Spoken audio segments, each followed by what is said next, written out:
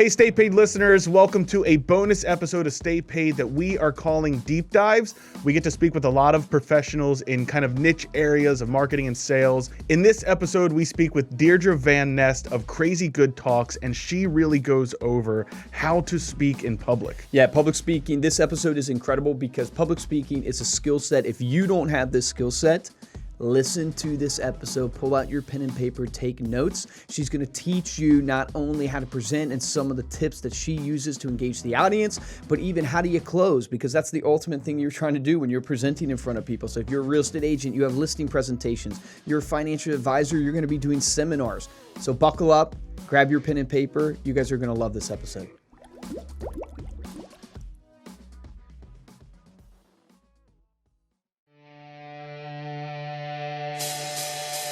From ReminderMedia, this is Stay Paid, a sales and marketing podcast on a mission to help you close more deals and retain more business. Hosted by the VP of Marketing, Josh Stake, and ReminderMedia's president, Luke Acree. So get ready to hear the golden nuggets that will allow you to live a life of freedom tomorrow, but only if you take action today. You know what's funny is my dad is, and maybe this starts the show. My dad's a pastor. I think I've heard him swear one time under his breath. It's amazing. I've never heard my parents. And I'm not even positive about it, but I think I heard him swear one time under his breath. Jesse back there running the cameras is like, wow, I not saying you swear every day, but it took me until like I was 16 to hear another adult, like another parent swear. Yeah. It was always like, dang it. It was son of a gun and monkeys. Yeah. Like I used to say fudge all the time instead of the F word. Oh, fudge. Man, fudge. Yeah. Well, hey, that voice that you're hearing is our guest today. Her name is Deirdre Van Nest. She is a top-rated international keynoter, trainer, and creator. I almost said crazy creator. Crazy creator. That's actually a great title. Maybe a little bit. We might find out. There might be a little crazy creation going on. There's a little crazy in everybody, dude. But she is the creator of the Crazy Good Talks Blueprint, a system that has taught thousands of financial professionals, real estate agents, business leaders, sales pros, and experts how to cut through the noise, bring in business faster, and impact more lives using the power of speaking, which is what we're going to get into today. Look, public speaking is a skill that everybody needs to have. And more than just public speaking, it's really how you present yourself. Your words mean something. You know, we were just talking about swear words, right? Yeah. But your words mean something. They have impact, and your words cause people to feel emotion, which causes them to do what? Take action. And so I'm excited to get into this topic of public speaking because so many people fear it so much in their life. It's like if you ask them to speak in public, I think Jerry Seinfeld has the joke that most people would rather be in the coffin at a funeral than give the eulogy. Yeah, absolutely. That's the truth. But I want you to share with the audience kind of who you are, how you got into coaching people on public speaking, the story of your life. I know you said that you had your real estate license at one point. You're a real estate investor. Now you coach financial advisors on how to do public speaking. So if you could kind of share the 30,000-foot view of how you ended up here today. I used to be one of those people that was scared to death of public speaking, like absolutely terrified. And people don't believe that when they see me on stage or hear me speak, but I like to share that because I want you to know if I can do this, you can do this. And you can do it scared. And it actually doesn't take confidence to be a great speaker. You know what it takes? Courage. And I think that's really true about anything in life. It doesn't take confidence to be successful at anything in life. I mean, confidence is nice. I like having confidence, right? But that's sort of the icing on the cake, the cherry on top. It takes courage. And so I want to encourage you if you're listening and you're thinking, oh, this is, a great subject. Boy, I just wish I was one of those people that could do this. You can. You absolutely can. You just have to be willing to do it. And then you've got to learn a formula and a system so that you're actually good when you do it. That's powerful. What do you want to say, Luke? I just said that was powerful. Yeah. I was just giving an amen. See, I told you guys I'm the son of a pastor. I just give a hallelujah. Amen. Exactly. So, for me, my relationship with public speaking, I would say started in the 9th grade when my acting teacher, Mr. Smith, one morning in September. This was my first year in high school. I was super excited to go to high school because we had a great theater program, and I had been acting since the 4th grade, and I usually got pretty good roles. And my crowning role came the year prior when I was cast in Scrooge. Scrooge. 8th grade musical of A Christmas Carol. Which role? And Which role in Scrooge? I was Scrooge. You were Scrooge. Yes. Nice. And this is way before women were taken seriously and could play a male role. So what made that role so sweet is I beat all the girls who tried out and 4 boys. Nice. Wow. So yeah. So that might have been one of my best moments. You know how they say life goes downhill like after high school? I think all of us I think in ninth grade for all of us has one small the 8th best grade moment. play. Yeah. Yeah. So I go into 9th grade and I'm super confident in my acting ability. Like I think I'm good and blah, blah, blah. And Mr. Smith says, Deirdre, Jennifer, come up here and read this scene. Right. So I jump up and I'm all excited and I go to the front of the room and Jennifer and I, we read the scene. And after we're done, he looks at Jennifer and he says, Jennifer, well done. You could be the next Meryl Streep. Now, were you guys alive in the 80s? I don't know if you were. Yes, we were both. I was born in the 80s. Luke was alive shorter in the 80s. I was born like the tail end of the 80s. But I might get the reference. I don't know. Well, Meryl Streep is still arguably one of the best actors of all times. Would you not agree? I mean, but in the 80s, she was just emerging. So she was the it girl. I mean, there was just nobody better for her. So for her to get that compliment was unreal. So what I didn't mention was that I beat Jennifer for the role in Scrooge. Right. So when he tells her she could be the next Meryl Streep, what do you think I'm thinking? Whew, you're the next Bette Midler. I don't know. Right. Did I get the reference? Did I get the reference? Josh, Great job, man. Who on earth is he going to say I can be? Right? So I'm looking at him and I'm all excited and I can't wait. And he looks at me and he says, Deirdre, that stunk. Mr. Smith. Dude, he's Ebenezer Scrooge. I don't know what you think about this, but I have found that those moments are more defining for you and helping you improve a lot of times than the ones I don't remember the compliments. You ever notice that? Isn't that funny? Yeah, you don't remember the compliments. They don't impact you to change. Exactly. That's what I was going to say. Yeah. It's the freaking compliments don't make you change. They in just the make you doing more of the same. Yeah, correct. So what happens? 9th grade. Well, and you know what? You're right. And for me, unfortunately, at that time in my life as a 14-year-old, my mom had died suddenly when I was 10, almost 11. So coming off the grieving of that, home life was not great. So those words they devastated me. They didn't make me better. They made me retreat, unfortunately. Yeah. And I wish I could say I just kind of chalked it off to a bad day or a bad opinion or whatever, but I didn't. And what else I didn't do was I didn't take the stage. Like I didn't act. I wouldn't speak in public for 24 years. Wow. 24 years. In fact, when I went and got my master's degree, I have a master's in occupational therapy. My second year, a group of students came up to me and they're like, hey, will you be class president? Will you run for class president? And you know what I said? No. Do I have to give a speech? Wow. And they said, yeah. I said, nope, but I'll be vice president. Pull the strings from behind the scenes. And then the president got expelled, so I ended up having to do the darn speech anyway. So I don't know how that happened. But so I just did everything to avoid it because I never wanted to publicly hear those words, you stink again. Right? It was just too humiliating for me. But then, so here's the irony of ironies. So then in 2007, I got certified as a fearless living coach.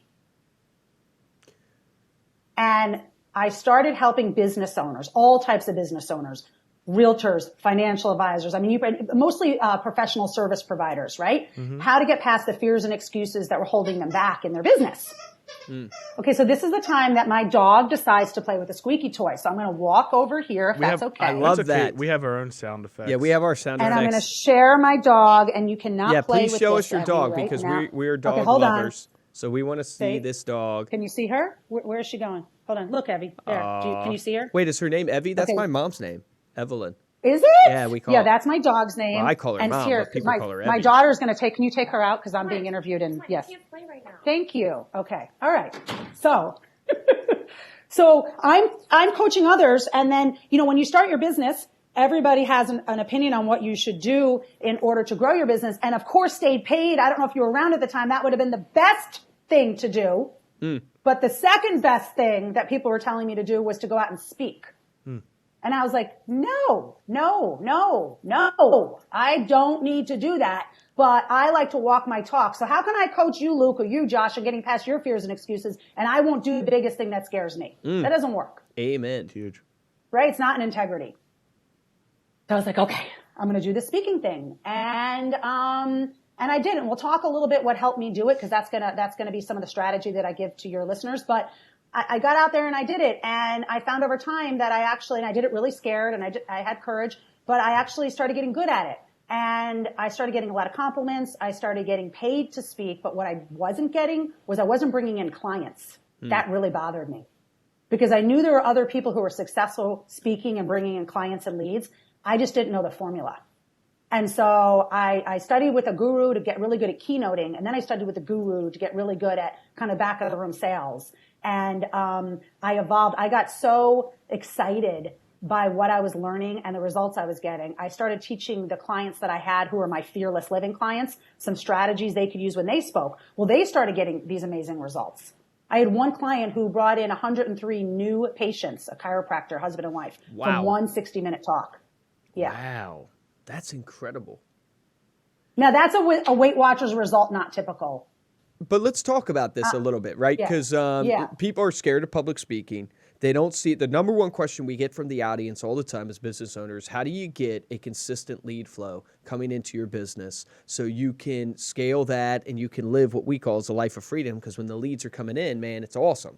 You know, it's when they dry up, everybody's looking for creative ways. Well, public speaking is not only a skill set, like you think a real estate agent, you have a listing presentation that you're going to give. You're going to be public speaking there in that listing presentation. You know, financial advisors are doing seminars. Real estate agents can do seminars. I don't know if this chiropractor, if that's what he was doing, a seminar. That's what he was doing. But walk us through, what do your typical clients do to generate leads, public speaking? What does that look like?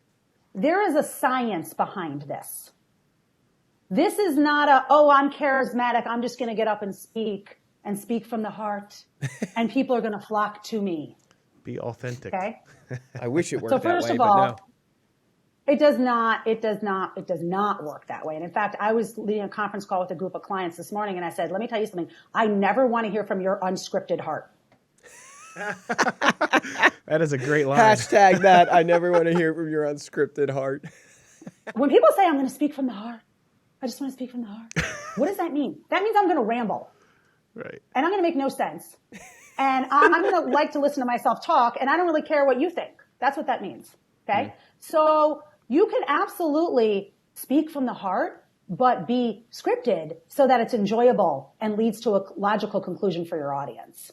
And so that's the first thing. There's a way to open. There's a way to transition from point to point. There are specific stories you have to tell in specific spots. There's a way to transition into the offer. There's a specific way to make the offer so it's irresistible. And then there's a way to close. And then there's a way to sign people up on the spot. There's an entire formula and science behind having to do this. And so if you have done this before, if you're a real estate agent or you're an advisor and you're like, I've heard that speaking and seminars can be great, and I've tried it and I get no results, I promise you it's just because you don't know the formula. You just need to learn the formula. Now, how did you find this formula? What led you to this formula? I decided that there was no way I was just going to get up there and speak. I didn't think that would be effective. I wanted to find a way to structure my message. And so I found a gentleman who became my mentor and is now one of my colleagues and a friend now, by the name of Craig Valentine. And I just did everything he said. I followed everything he said. I did everything that he wanted me to do in terms of how to structure the message, because I figured he knows what he's doing. He's already an incredible coach and a keynoter. And so how bad could I be, right? It really helped me get over the fear of speaking, knowing that I had a process to hang on to. And that's what I credit much of my success as a keynoter and trainer to, is having a process. Then I was out there for a while and I'm like, well, this is great. I'm keynoting, I'm getting paid, and like people are loving it, but I wasn't bringing in clients. So I knew there was something missing from my training. So I started doing some more work with him. I started finding a couple other gurus and experts, and I started incorporating what they were telling me to do. And so over time, in my system, the Crazy Good Talks Blueprint, I developed a system where it's a one-stop shop where you can go and learn how to be a great keynoter or great trainer, but you could also learn how to be an everyday marketing seminar presenter and how to bring in leads from the back of the room. Man, I love that. So can you walk us through the high level of what the blueprint looks like? So if I'm a financial advisor right now listening to this, or a real estate agent, and I'm about to go give a presentation, what is the roadmap of the blueprint? Obviously, we can't go into every detail and everything. We don't have enough time, and I want people to check out your site and stuff. But can you walk us through the formula of what your blueprint looks like at a high level? So the first thing is whenever you, and I'm going to use the word presentation very generously. To me, anytime you're talking to 3 or more people for any length of time, I don't care if it's a 1-minute elevator stand up at a Rotary Club and introduce yourself. It's a 5-minute, welcoming clients to a client appreciation event, or it's a full-on 60-minute presentation. You should treat that as a speaking gig. That's a bona fide speaking engagement. So anytime you're talking to 3 or more people for any length of time, and your goal is you want them to buy into you, your products, your services, your ideas, that's a speaking engagement. So the first thing is recognizing not to be cavalier. Most real estate agents, most financial advisors are too cavalier when they get up to speak. They don't realize that every time you open your mouth, it's an opportunity to totally shine or be utterly unremarkable. Explain, like you're saying, like they're not taking it seriously enough. Yeah, super cavalier. They're rushing to a networking meeting. Oh, what am I going to say when I stand up to introduce myself today? Oh, I'm going to do it like I did every other week and like every advisor or realtor does it. Hi, I'm Deirdre Van Nest. I'm a financial advisor with XYZ company, and I love to help pre-retirees and retirees live their best life. Come on. Right? That's unremarkable. So you have to realize that at that moment, when you stand up for 1 minute, the one person who could use your services could have been in the room and probably is in the room. But you didn't say anything to captivate them. So you missed out. More opportunity is lost because people are too cavalier and they don't take this seriously than I'd even want to know about, because it'd be depressing. Right. That's great. So, right. So the first thing is to take this seriously. The second thing is you got to ask yourself when you're preparing a presentation, how do I want my audience to feel, think, and act differently as a result of spending time with me and listening to me? And then you've got to reverse engineer the entire presentation to meet that objective. Most people ask themselves the question, what do I want to say? Right. Sorry, Josh, what'd you say? No, I said for you, reverse engineer, not to miss that point, reverse engineer from the action. What's the intended or the expected result that I want? And then reverse engineer back to that say. Yeah. So if you know, so let's take the chiropractor example, just because I gave that example of the 103 new patients. Okay. So if they know they want to persuade people that the best way to absorb proper nutrition is to work with a chiropractor and work on their neurological system, right? And then what they want people to do is to sign up for let's just call it for now, a new patient exam. They've got to build their whole presentation on that premise. Does that make sense? Mm-hmm. It can't be an add-on. What many real estate agents do and what many financial advisors do is they do a presentation that's one part education and then one part sales pitch. So now that I've taught you something, let me give you the pitch. And there's not a connection between the two things. And so nothing happens. The presentation has to lead to the logical conclusion of, oh my gosh, I got to meet with this person. I want to know about what they're doing. I want that result that the stories they told me about in the presentation gave me. So that's the starting point. Then you must open with what I call a bang. You have to open in a way that immediately grabs their attention away from their phones and away from them thinking, hey, what's for dinner? And when is this over? Onto you. So what are some examples of that? So an example of that would be, okay, so I'm just thinking of one of my clients. Her name is Kay, and she's a health insurance agent. So she does these presentations on Medicare. Not super exciting, right? But you can make Medicare really, really interesting. And so one of the things that she opens with is, look, let me think exactly how this goes. It goes something like this. She gets up and she says, cancer, Alzheimer's, diabetes. Are these the things that are keeping you up at night? Yeah. And that's her opening line. Right. It draws everybody in. When I do one of my signature talks, my opening line is raise your hand if you never want your audience to look like this. And then I put a slide of a really bored audience on and everybody laughs and raise their hands. Right? So asking a question is one of the best and simplest, most foolproof ways to open a presentation, to get people engaged and locked and loaded on you. And here's the thing I think most people don't realize. You have 5 to 30 seconds to grab your audience. And if you don't grab them, you're going to work doubly hard to win them back because they'll tune you out. But if you get them in the beginning, they're likely to stay with you for the entire presentation. Wow. Nice. Yeah. So that's one thing. I have 2 clients, 2 advisor clients. Their names are Gary and Todd. And a couple of years ago, they called and they said, hey, we do these seminars. I think it was like once a quarter to this one big corporation in Minneapolis where we live. And they said, we've been doing these for years and we know we could be doing better. We want more appointments out of them. Can you come and watch what we're doing? So it was a Tuesday. So I go and I watch them. And afterwards we debriefed. I had a laundry list of like 20 things they need to do to take it to the next level. They're giving the same exact presentation the next day on Wednesday to an almost identical audience. So obviously we don't have time to change 20 things in one day. So we changed one. We changed the opening. They opened with the bang. And do you know on day 2, they got twice the number of appointments as they got on day 1. That's incredible. Yeah. And that's all they did. Yeah. Wow.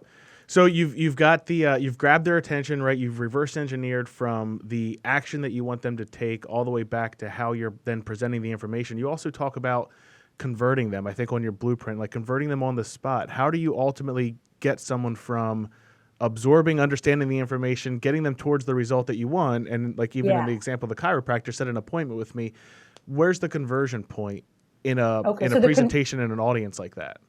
So it starts, this is what most people don't understand. They'll say to me, well, just tell me the close. And I'm like, there is no close. The whole presentation is a beautiful orchestra and symphony. You were talking about how words matter. Your words are an asset. Like if they're strategically aligned, a speech is an asset. It is not just a bunch of words and random ideas thrown together. It's an asset. I have one client, Mike. He's been doing this college planning seminar that we worked on 8 years ago. And he sent me an email and said, I've generated north of $2 million in revenue from that one presentation. Wow. It's an asset, right? Because the words and the ideas are strung together in a way, and here's what it is to answer your question, then we can get more granular, Josh, if you'd like. But from a big picture, the words and the assets have to lead people to the logical conclusion, I want that result too. So the whole presentation is about teaching great content, but then telling stories like I'm telling you right now. I model what I teach. So I've told you a number of stories. I told you about Gary and Todd. I told you about the Weight Watchers Not Typical, Matt and Becky. I told you about Kay, right? I just told you about Mike. So see how I'm weaving stories into my examples? Mm-hmm. Mm-hmm. And you're like, wow, right? It builds so much trust.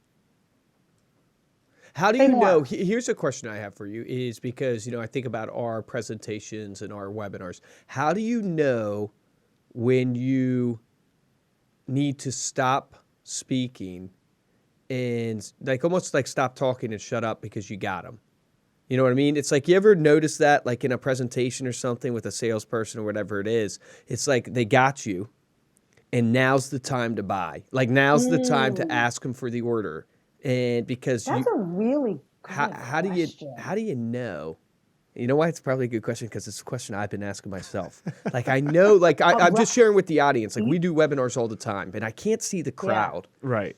And it is so hard to feel when I'm presenting to a webinar, audience, and there might be hundreds of people on this thing, but I know I've got them at one point. Mm-hmm. And when I say got them, I mean that in a good way. I know they believe, they want to buy. They are like, let's do this. But I don't know when. And so if I keep talking, you lose them. And I experienced this as a real story for everybody. Remember 10X, Josh, with Russell Brunson? Yeah. Russell Brunson was sharing, and we should have Russell Brunson on. We'll tag him in this podcast. But you he was sharing. And this guy's an incredible, presenter that gets you to close. Yeah. He holds the record. Yeah. He closed like $3 million in 60 minutes or something like that. Yeah. But is he over Tony Robbins? Because I know Tony Robbins did something spectacular not too far. I actually don't know. I don't know. I That'd think be he incredible. researched. He tried to break the record. He actually had Guinness World Record people. Russell Brunson did at the last 10X growth con. But this guy closed $3 million worth of sales from one presentation. From one 60-minute presentation in 60 minutes. Yeah. And I experienced. I think it was the most paper apps in a single. It probably environment, was something like that. Yeah. But the second one, he presents at the second 10X. And he presents one evening. His sound had messed up the first time, so they gave him a second shot in the evening. Yeah, this is true. This was an incredible presentation, guys. Like Josh and I were at the moment of buying. And this was a $20,000 ask. Yeah, it was $20,000. This was a boot camp to learn how he gives his own webinars. And I remember being at the moment Luke of and I buying. looked at each other. We're looking at each other going, should we this? buy this? But then what happened was he kept going. And then he brought up a friend of his to also go with him, and he totally lost us. Yeah. You felt the emotion in the room go from 100 to 0 in a matter of 5 minutes. It was wild to experience. It was like a great lesson in and I know I've done that before, and people listening have probably done it. I think we all have. Like, what's your experience there? Like, what do you? Gosh, you know what it is? When I think about it, it's like Thanksgiving dinner. It's like he had you were feeling really good. You had a room left for pie, and then all of a sudden you ate that extra piece of turkey, and there's no room for pie. That's right? exactly what happened.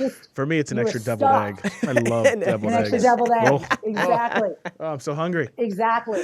Yeah. You know what? I'm going to have to start noticing that. I don't know that. I think you know when you know, but I don't know how to describe when you know. Yeah, it's like I've been trying to figure it out myself. And if anybody who's listening to this, one of the members of our Stay Paid tribe out there, if you guys have figured this out when you're doing presentations, please, comment, let us know, DM me on Instagram or whatever, because yeah, definitely. It's like I want to hear what people's opinion are, because when do you know when to shut up? Right. When you know to go for the close, and you don't have to tell another story, you don't have to. I think if you're structuring it like Deirdre's talking about, or Deirdre, sorry about that.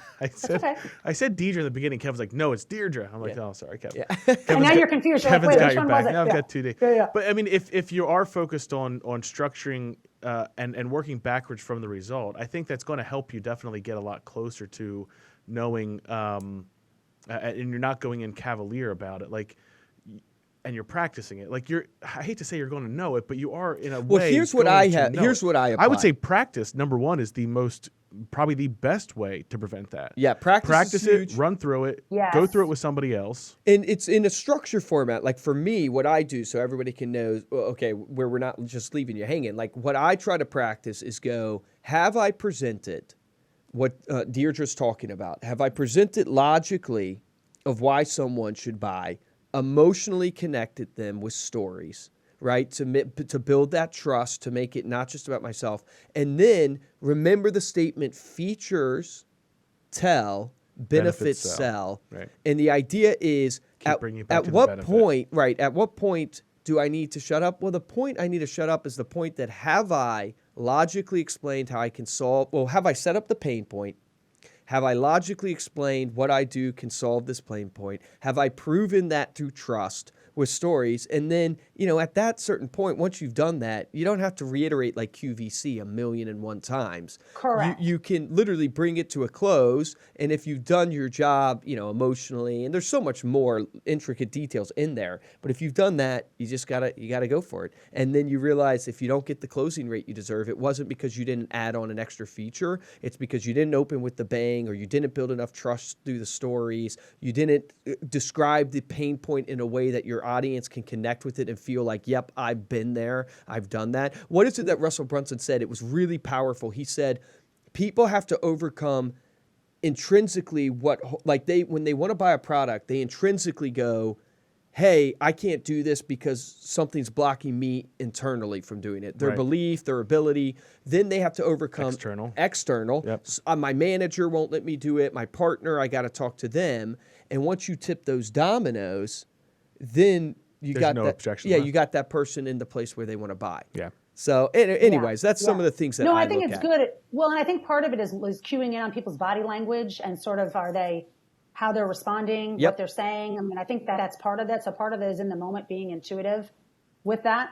So I think it's how do you bring an audience back if you see that? If you see the body language, if you see people, a great question. if you see people go for their people phones, drifting, you know, you start with a bang to get their attention. How do you bring them back? Yeah, here's what I teach, and here's where I'm a bit different than say the typical webinar selling type of speaker or the big, sell from the stage for a lot of money type of speaker. My clients, so I am a keynoter, right, and a trainer. So companies hire me to come in and teach and do keynotes and do trainings.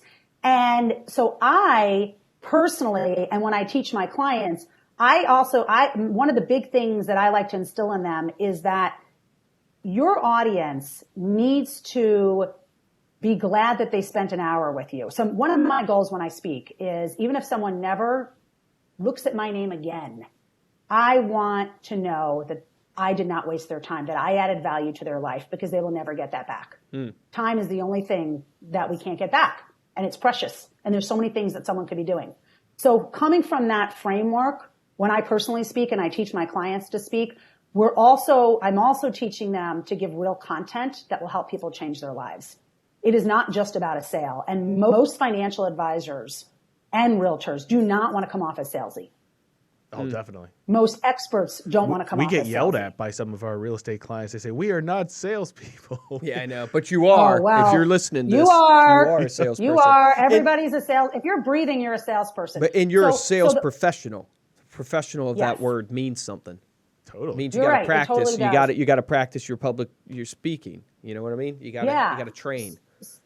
So here's the deal. When you're setting it up, when you're making points about something with story, but you're also giving them tactical, practical strategy they can use to change their life, it's kind of hard to go over the line because they're getting a lot in this relationship. Does that make sense? It's not just story after story after story about why you should buy something. It's actual strategy. So for example, I gave you real strategy about opening with a bang and a question. I'm not just sitting here giving you stories about what I'm doing so great. I'm giving you tangible content. Right. So how does someone? That make sense? Absolutely. Yeah. So we kind of went over the presentation itself, but I'm a real estate agent. I'm a financial advisor. Yeah. I'm in insurance. How do I get in front of an audience? What are some ways that they can get in front of an audience to craft this presentation that we spend time talking about? Can I go back a step and answer the question you asked me about if someone starts to tune out? Oh, I'm sorry. We never answered that one. No, that's okay. That's all right. Josh started tuning out. Yeah, exactly. Okay, this I'm going to get you back here. Look, I am a squirrel chaser. Yeah. If I see something else or have another thought. That's awesome. Oh, totally. Okay, so here's the thing you have to know. Adult learners can pay attention for how long, would you guess? 8 minutes. I was going to say 7 seconds. Yeah, it's like 7 to 10 minutes if they're interested in the content. Okay? Good job, Josh. So knowing that, very good, knowing that, you have to keep the energy moving and shifting in the room at least every 7 minutes. I like to do it every 3 to 5 minutes. That's a great So what does tip. that mean? You have to appeal to them in different ways and present the content in a different manner every 3 to 5 minutes. So I created a formula for how to do that. You want to know what the formula is? Yes. Okay. So it's called, the acronym is CETA, C-E-T-A. So the first thing you want to make sure, and it's not linear. These are like the ingredients of a smoothie. Think about that all blended together. Gotcha. Okay. So let's say you're doing a 60-minute presentation. In a 60-minute presentation, you're likely going to have an opening, an offer, a closing, and then you're going to have time for probably 3 main points, 10 minutes per point. Okay. Each main point would have CETA repeated 3 times. Okay. So let's say I'm doing a presentation on storytelling, on the importance and how storytelling will allow you to connect with your audience or your prospect in 4 minutes or less. And one of my main points is why. Why will storytelling allow you to do that? Okay. I'm going to use the CETA formula to structure and write that point. So I'm going to make sure I'm conversational in nature. So here, how this conversation is conversational. I'm using the word you. I'm not saying everybody, anybody. I'm not saying the word we. I'm actually talking as if I'm speaking to one person. You always want to be talking from the stage as if you're only talking to one person. Because everybody is an individual. It's not a bunch of people together. Does that make sense? Yeah, that's awesome. So if you want your audience to feel like, oh my gosh, Luke was talking right to me or Josh was talking right to me, one of the ways to do that is to use the word you. You're looking at everyone, but you're speaking as if you're only talking to one person. That's great. Okay.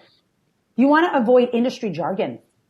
Avoid jargon. With my financial advisors, I really got to hit this with them because it's such a jargony industry. Don't use jargon, right? Talk in pillow talk. Pillow talk is the conversation spouses would have when they go to sleep at night or wake up in the morning about their challenges. You want to use the real words your clients are using. Yeah, it's a golden nugget. And you want to, and then you want to be very informal. You don't want to be using these words. You want to speak like you speak, not like you write. Okay. So be conversational. E is you want to provide people with an experience. Okay. And an experience means you would tell a story. You might do an activity with them. You might have an analogy that you use. You might have a prop. Maybe you show a video. You choose between those 5 different things and make up your own if you want to, but you're using those in and out of the point and in and out of the other points. And that's moving the energy. The T is what I call thinking. You want to get your audience thinking about themselves and their life as it relates to the content that you're teaching. So have you ever heard a speaker who you felt like was talking just about themselves? And you're like, dude, I'm glad you think you're so great, but what does this have to do with me? Have you ever heard that? Mm-hmm. Okay. What they did, and it's a paradox because when we're speaking, it is usually from our experience and our stories are about us, but we have to make our stories about our audience and our experience about our audience. So the way to do that is to pepper in what I call thinking questions. And I'll give you an example. So I just did it now. I said, have you ever heard a speaker speak and you felt like they were just talking about themselves, right? That question I just asked you was an example of a thinking question. I got you thinking about your own life and you interacted with me. That's great. Earlier on when I told the Mr. Smith story and I told you that he said, you stink, I said, has that ever happened to you? And then you were like, yeah. And then we started joking about Josh, right? See how we interacted there? We're always joking about Josh. That tends to always happen. I'm used to it. Or Josh. I had a teacher in 3rd grade, by the way, who said, you're so much fun because you take good-natured ribbing so well. Yeah, you have to. You have to learn to take a joke. I love that, though. I think that's so powerful, getting people to think. I've always used that tactic when I'm talking is immediately ask a question to them, start them thinking about where they want to be and what they want to do. And then the A, give them an application. Give them something they can use right away, even if they never see you again, to make their lives better. So as an example, what I just gave you and your listeners, CETA, that's an example of application. The question, opening with a bang, example of application. Pillow talk, application, right? You see I'm giving application throughout the entire conversation, right? So when you do that, Josh, you will never, rarely, I would like to say never, but of course it could happen. You're not going to have a bored audience. Yeah. I delivered that every 5 minutes. Yeah. I delivered a 4-hour training, storytelling workshop for a group of top producing advisors, 400 of them at the end of October. And they stayed with me the entire 4 hours. And I had advisors who have been in this business for 30 years come up to me and go, oh my gosh, I didn't even look at my phone. That's incredible. And that's not because Deirdre's this great, I'm energetic, you know what I mean? I have some personality, but nobody can hold an audience that long. It's because of the structure. Yep. It's because of the way the words and the ideas are structured. Have you ever? So that's what my clients are able to do too. Have you ever been to a Tony Robbins conference? I haven't. One of my best friends just got back and she's like, oh, you got to go because he'll speak for 8 hours and he uses everything. But when you're going through, how did you pronounce it? CETA? CETA, C-E-T-A. Yeah, yep. CETA. He'll use that. As you're saying that, I go, yeah, he does that. That's what he does. But he even uses the experience. He uses music. He uses applauses. Interactivity. Interaction right? between. Role plays. Yep, role play. Yep. And it's just amazing. Yep. And the moment he feels the energy dying in the room, he will just boom, just freaking change it, start clapping. Yep. The music will come on loud. And he's like, we got to get the energy back. And it's amazing because you're listening to someone speak for 6 hours and you're like, this is incredible. This has flown by because he's kept you engaged the whole time. The best thing, the simplest thing I can tell you to do is come up with some sort of question to ask them. Yeah. Or have them jot something down and then have them talk to a neighbor or share with the group what they just wrote down. You'll shift the energy right away, and it's a pretty simple way to do it. Yeah, that's a great tip. That is an awesome tip. All right, so Deirdre, I got to ask you. All right, what else? So I got to ask you this, is that, so we're, junkies for self-development here, right? And Me too. Yes. So I speak of Tony Robbins, right? It's like, how do we get... He's in that vein. He's in that vein. Yeah. He's like the lead disciple of self-development, if there's such a thing. But I'm curious, like, your routines that you've implemented in your life, because we didn't really even get into, like, you've built a business, right? You've built this whole consulting business for yourself. So you're an entrepreneur, you're an investor, all these things. What are the things that you do to drive success in your life? Early on, I decided, God is my chief marketing officer. So I've never heard that before. I like that. Chief marketing officer. You like that? So we kind of made this deal. If you can make a deal with God, I was like, okay, God. I've heard make a deal with the devil, but not. So I said, all right, God, I will turn over all the stones. I'll be out there, what I call turning over rocks, planting the seeds, and then your job is to bring it to harvest. That's awesome. And so really, a lot of prayer, a lot of scripture, reading the word, and really, one of the things I've had to do is rewire my brain, because I like a lot of people, I had some very tough parts of my childhood where some really negative ideas about who I am got ingrained, right? Which I'm sure many people, and you might be able to relate to yourself. And I had to rewire my brain. And so one of the ways I did that was I have this great book that puts all these scriptures together in topics like love, anger, encouragement, confidence, scared, whatever, right? And I just started claiming what God said was about me, rather than what the bad messages I've been told about me. Nice. And so I would just wash my brain in the truth of who God says I am, rather than what I thought I was or what other people told me I was. That's awesome. And that's been a huge practice for me. So that's a big piece. The other piece is I made a decision when I started my practice, my fearless living practice, that I was going to do whatever it took to help other people and to be successful in my business. And so and I wasn't going to let my feelings drive my action. I had been notorious for someone who had let their feelings drive their action. And when I decided to become a fearless living coach, I made a line in the sand, and I was like, okay, Deirdre, if you're going to do this and you're going to be successful, because I had some other businesses that failed, which was embarrassing. It was a hit to my self-esteem. It cost money. I was like, okay, I'm going in one more time. And the investment business has fortunately always been successful, but the business where I'm like a professional service provider, right, which is different than being a landlord and investing in real estate. Right. I knew that if I was going to give it one more shot and put my name behind this, I had to take it so seriously. And so one of the rules I made for myself is that I wouldn't let my feelings run the show, and I would do the thing. And so there were days early on when I didn't have a lot going on, and you got to drum up the momentum, right? And I could either go to take a nap on my couch, which was really tempting, or I could make one more call. And so I'd sit there and I'd be like, oh, and then I'd be like, Deirdre, you promised you would do whatever it took. So is lying down, taking a nap going to get you closer, or is making the call going to get you closer? And then I'd say making the call, and then I'd make the call. Good for you. That's awesome. Yeah. And over time, you build this momentum, right? You're entrepreneurs. You build this momentum to where I couldn't take a nap if I wanted to, probably at this moment, because that is what happens to you.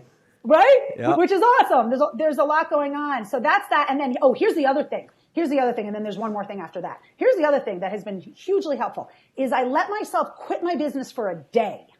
That's interesting. So yes, when I feel sorry for myself, and fortunately I haven't felt sorry for myself in quite a while, but there were many years where I felt sorry for myself, and I'm like, I'm done. So much easier to just punch the clock, right? Get a paycheck. Right. Why am I doing this to myself? I would let myself quit. I would literally quit my business, or I'd fire myself for the day. And I'd go off in this fantasy of what it would be like to be an employee, knowing that the next day I had to hire myself back again. And usually by the end of that day, something great happened, and I was really excited to jump on the bandwagon, and I was back at it the next day. And that's made a really big difference for me, doing that. It's I kind of heard like that a one. cheat meal when Yeah. you're, a gym maniac, and these Yeah. people that do these extreme diets and stuff, they give themselves a cheat day Yeah. where they just binge McDonald's, pizza, pizza. Yes. all that stuff, and then they're back on it the next day. They're back on. Yeah, There I heard is that a- one. That's cool. That's It was awesome. great. And it made me realize that under no circumstance do I think I can ever be an employee. Like, I think I'd be the worst employee there is because I've been an entrepreneur for 20 years. Right? So Yeah, it that makes you alone kind grateful of kicks for what my you butt. have. Yeah, definitely. Yeah, that kicks my butt and makes me go, all right, make that call. And then the last thing is, there is a spoken word. May I share what it is that I love? Absolutely. It's you can find this on iTunes, anywhere you kind of listen to music. Let me just pull it up. You would look under, hold on. Do like the Jeopardy music while I'm just finding the exact name. Let's see if I have. Here, I've got sound effects for this. Because of course I have this to memory. My brain is blanking right now. Oh, I thought we would have timed it perfectly. Okay, hold on. No, I'm like having like a brain, like a senior, like my first senior moment. Oh, here we go. Okay. It's called Fearless Motivation. I didn't come this far to only come this far. Mm-hmm. So before I get up to deliver a presentation, I have what's called my Energy Protection Plan. EPP, Energy Protection Plan. When you are presenting, you have to protect your energy. So at a minimum, 1 hour prior, I turn off, my phone goes on airplane mode. I will not look at email. I will not look at text. I will not answer a phone call, nothing, because my energy needs to be there and present for my audience. And if I'm doing a presentation in the morning, I won't look at anything that entire morning. Like I'm locked and loaded. So I do that. I do my prayer. I listen to this Fearless Motivation, which is, it's like a 3-minute spoken word on growth and excellence and just living to your full potential. And this guy's voice is amazing. So it totally amps me up. That's awesome. And then I listen to cool music. And then I always say this prayer, Lord, please let me forget myself, remember my words, and bless my audience. And that just puts me in the, I love the the frame of airplane mind. mode trick. That's such a great trick. yeah, Because it's how many fantastic. people, I mean, even before this podcast, sometimes I'll look at an email I know, or I'll dude. see a message. It sucks you dry. Yeah, and Don't well, do no, it. it gets you thinking. Yeah. Like now, all of a sudden, your mind's on that problem. Yep. And how are you to stay Exactly. focused on what you're here to deliver to your audience or with your guest? It's a great tip Right. even for when you're meeting with your peers, your employees. Yeah, yeah. It's like yeah. it's not that you put your phone on airplane mode, but being present Yeah. in that moment is so hard. It's so hard to be present. Yes. Practicing the art of presence is so difficult. All right, I just got to ask I you agree. because I love Yeah. your energy. What would you go back and Thank you. tell younger Deirdre? What would you go tell her? What advice would you give her? Yeah. You know what I'd give her? How far back are we going? Well, you Let's choose. go back to that 9th grade. Yeah, 9th grade, 8th grade. Oh, yes. Ebenezer yes, honey. Scrooge. Oh, yeah. Okay. So I would tell her something I mentioned earlier. I would tell her that it takes courage, not confidence, to be successful. Mm-hmm. If I knew that back then, and if I knew that in my teens and 20s, I would have made many different decisions than I made. And I would have not held myself back in so many, many areas that I held myself back in, because I really believed and was waiting for confidence. The reason I didn't take the stage for 24 years is there's the voice in my head that kept saying, well, when you feel confident, then you'll do it. Right? That never came. That never happened. I failed at those early entrepreneurial pursuits in the 90s because in the late 90s, because I was scared to death to sell. And I thought that I had to be confident in order to ask the selling question. You were talking about knowing when to stop, Luke. Forget it. I couldn't even get the question out of my mouth. Like I couldn't even it was pathetic. And if I had had courage, things could have turned out a lot differently. I love that. We've got Fearless So right here on the wall Yeah. back here, and it's what Deirdre's saying. It's not about knowing that you can do something. It's about willing to be a little fearless, have the courage to just do it, take action. I tell all Yeah. my sales guys out on the floor and everybody really in the company, it's like confidence comes from preparation. Yeah. Confidence it's not a made up thing. You can't will yourself into confidence. It comes, when you're confident, when you're prepared. When you know your subject matter, when you have prepared and practiced, you will have confidence in what you're delivering, confidence in what you're doing. It doesn't mean that you're going to do a perfect pitch or do a perfect presentation, but you know your stuff. Is when I feel lack of confidence, a lot of times it's because I'm not prepared. Is when I feel well, and here's the other thing. I 100% agree with you. Absolutely. And action begets confidence. You take an action out of courage. Yes. You have some success. You get more confident. Yep. And the circle continues. Love that. Right. The bigger thing though is even, and this has been a practice for I became a fearless living coach because I had so much fear in my life. I was a client. Okay. And then God, when I was thinking about my next business, God was like, I want you to help other people that way. So that's how I actually became that kind of coach. So I have a very intimate relationship with fear. But one of the things that I learned, and one of my goals in life, is to continually push myself to be comfortable being uncomfortable. Because when you can be comfortable being uncomfortable, that's a confidence nobody can take from you. Mm-hmm. That's not situation dependent. Yeah. And growth comes from when you're uncomfortable. Like the definition of growth is like something about the uncomfortable. I saw that on a post the other day. It's freaking crazy. It's like you're not going to grow if you're not uncomfortable. No, you can't live a life of comfort and a life of growth. You got to choose. Yep, you got to choose. You don't get both. And you're either growing or dying, people. Exactly.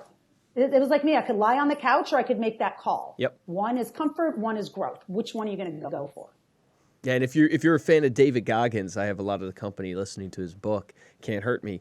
But he talks about doing hard stuff, and he's like, stuff is hard, and his answer is, do it anyways. Do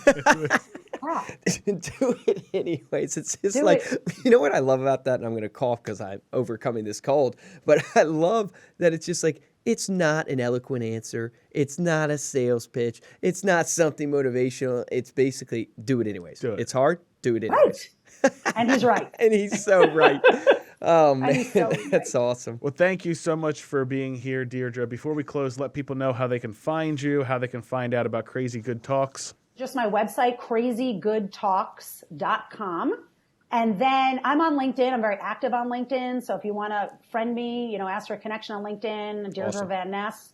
Would love to see you there. Awesome. What can they find on your website? Like, do they book an appointment with you? How do they kind of get in touch with you there? They can find my keynotes and my keynote topics and how to connect with my speaker management team. If they're interested in learning how to work with me and learning the structure for the Crazy Good Talks Blueprint, then there's a button for individuals. I give kind of high level of the program. They can book an appointment. I also have something called Crazy Good Talks TV, which is a series of 26 video episodes with little bite-sized, strategies like I gave here today on how to be a better speaker, how to get booked to speak, how to sell, how to be keynote, all that kind of stuff so they can get that. And they can also see one of my demo speaking videos for that people used to hire me if they're deciding they're going to bring me in as a keynote. No, I love it. The Crazy Good Talks TV is great. I was watching one about how to craft an elevator pitch. Kevin had kind of sent that one over to us, and it was just very, it's very clear.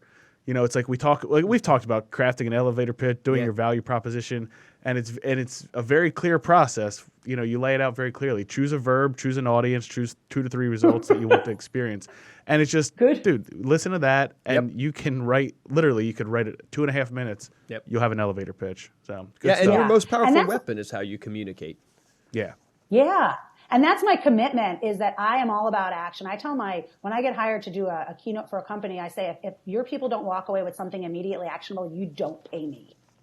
And so that's one of my superpowers. We all have a superpower. Mine is taking content, making it simple, and making it engaging and actionable. So that's my commitment in every episode and every time I speak. I love it because our other picture over here is take action. That's the theme of our podcast. So I love it. We are kindred spirits. We're fearless and we're taking action. I love it. I love it. I love it. Thank you so much for listening. To dive deeper into this episode, get all of these links and get the resources, go to staypaidpodcast.com. We'll also have the video to this show. And if you're interested in supporting this show, there's 2 ways we ask you to do that. You don't have to buy anything.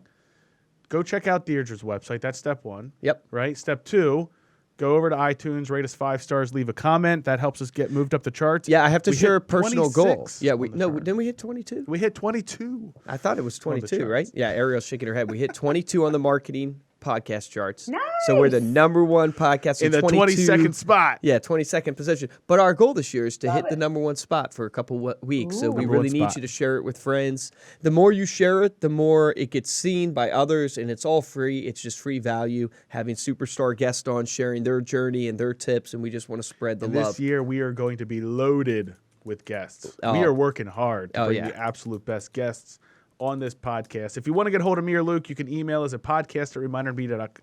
What? What? By the time we hit #1, I've got to get this closing. Josh can get the outro by the time we get #1, ladies and gentlemen. My mouth moves faster than my brain. Our email address is podcast@remindermedia.com. Our Instagram handles are at Stay Paid Podcast. You can also find Luke on Instagram. Yes, please do. He is at Luke Acree. And our the company that brings you this podcast, Reminder Media, we're at Reminder Media on every social media channel. For this episode of Stay Paid, I am Joshua Stike. Guys, and I'm Luke Acree, and I want to give you your action item. I love how Deirdre was like, she guarantees an action item from every speaking engagement or you don't pay her. And that's really the passion. That's why we bring you Stay Paid, is to give you an actionable tip that you can apply to your business and your life. Literally tonight, tomorrow, whenever you're listening to this, just start applying it and make a difference in your life. And I think the most simple, but I think is super powerful, is opening up your speaking engagement. And remember, she said 3 or more people. You're at a speaking engagement, baby. Open up your speaking engagement with a bang. And you can do that so simply by asking a question to the audience to get them locked in on you, instead of just immediately fumbling and starting to present. And most people fumble around and open your speaking engagement with a bang. So sit down and craft what that opening is. Craft what that opening question is, that bang is. If you're not sure what to do, go check out Crazy Good Talks, because I promise you can find some content on there that will help you do that. Remember, guys, the difference between a top producer and a mediocre producer in every single industry we work in is top producers take action. So take action on that today.